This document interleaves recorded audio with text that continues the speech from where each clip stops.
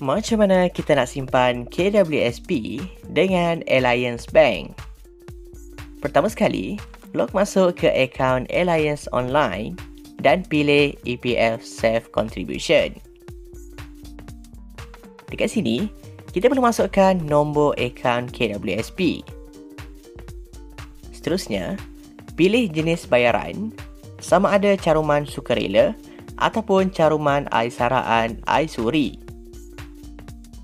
Lepas tu, tekan Transfer to dan pilih sama ada kita nak simpan untuk akaun sendiri ataupun akaun KWSP orang lain. Sekiranya kita nak simpan KWSP untuk akaun orang lain, pastikan kita masukkan nama dan nombor IC dia. Seterusnya, masukkan amount yang kita nak simpan.